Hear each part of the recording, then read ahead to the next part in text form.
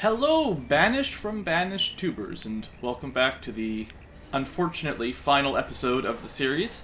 So, first off, those of you who've been watching this sort of real time as I've been uploading and publishing these videos, you're probably aware that there's been some pretty big gaps from the last few episodes. And if you're just watching this sometime in the future as a nice long playlist, now you know. There's been some pretty significant gaps. Basically, I've been taking a lot of breaks. I haven't had the itch to play this game, unfortunately. As fun as it is, and as much as I know there's a lot more stuff to do, for whatever reason, it's just not. I'm thinking about what I want to do today, and it's just not this. So I'm gonna have to stop here. I know there's still lots of new stuff for the Colonial Charter mod. There's probably a new release or a patch for it by now as well.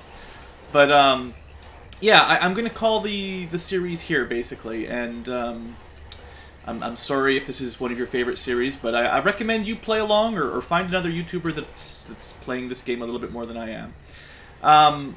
Final thoughts. Probably the mod just continues to improve on the base game. I almost wish I just started with the mod because it's not that much different, and I think we would have gotten further into it if I just started with it rather than sort of getting tired. The one thing about this game that kind of, I guess it's a good thing and a bad thing at the same time, is you're always plugging a hole in my experience anyway. You're always fixing a shortage or trying to improve your situation, because there's always it always feels like you're on the brink of disaster, which is perhaps the way it's designed. It's not like I've played lots of city building games like the old school ones like Caesar 3 and Pharaoh, Cleopatra, those kind of things. I've played lots of SimCity and the like.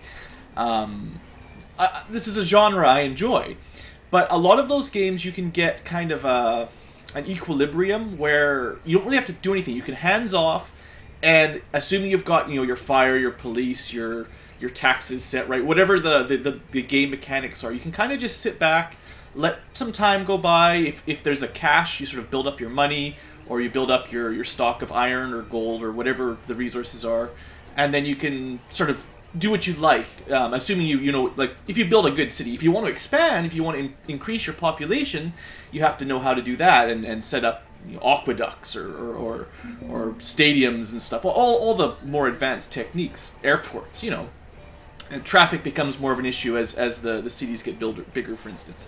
But in this game, I don't know if I've ever hit an equilibrium. It's always like you have to keep building houses, or else the population gets too old to breed, and then you get this big sort of bubble of shortage where eventually all your elders die off, all your workers, instead of retiring, they just plain old die. But then there's no one in the maybe 18 to... I guess they start working at 11, but there's no one in the 11 to 30 sort of range. It takes a long time to build back up. So you have to keep building houses, which means you have to always be improving your food income, which means you have to get more fuel, which means everything... This is sort of cyclical shortages, in my opinion. There may be a way to do it. Maybe I'm just not good enough, but it feels like because of the variable on population, like a lot of the other city building games are... Well, the ones I'm thinking about is you build a house, and then assuming desirability or your city's good enough, people move in, and it's pretty hard to lose that population, that worker. They don't just grow old and die. You'd have to demolish a park or a school or something for them to leave. So once they're in, you can kind of count on that sort of steady population. And if you want to improve your population, you just build some more houses, and assuming you've got enough, whatever the normal resources are, food and stuff, people will move in and it's fine.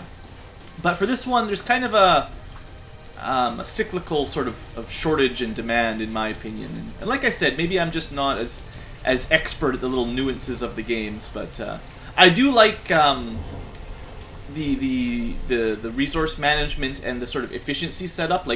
I like plotting out, making sure the apiaries are close to the chandleries and then the supply chains and stuff. That's one of my favorite type of things in these games. And the game has a lot of that, making sure the farms are near a storage barn, making sure you've got vendors to pick it up. I don't think it's explained perfectly. A lot of this you figure out sort of by trial and error. or by looking on the internet and trying to looking up guides and stuff. You know, like learning that supposedly an 11 by 11 farm is the max that one worker can work, and it gives you the most sort of resources. Except for sometimes when it doesn't. I mean, obviously if there's an early winter it makes sense, but sometimes even when we have a nice long summer and it doesn't freeze, people still don't harvest all the crops, and you don't get the max income. And I've never really figured out how that works. But anyway, I don't mean to ramble on super long. Point is, it's a good game. I think it's a little short of a masterpiece. Like, there's a few little tweaks that would need to be done to really elevate it to the kind of status where you get like a whole lot of sequels the way SimCity has, kind of thing. Although they've had some problems in their recent editions, in my opinion. But you know, it's a good game, and if you haven't played it yet, I still strongly recommend it. I don't think it's terribly expensive, especially if you wait for a sale. You can probably find this for $10 or $15, and it's a pretty new game, and it looks gorgeous. It's nailed the graphics. So yeah, if you want to see more, I recommend you give it a shot. But that's all for me, and say goodbye to our town. I guess our final population was just shy of 200.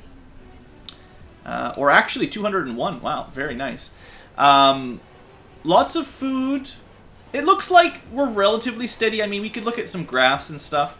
I do really like the fact that they've got these graphs. Our food definitely did better this year, so maybe last episode I fixed things just enough that maybe we're something closer to an equilibrium. I still think because of the way the housing and population works, it's going to be really hard to just get steady.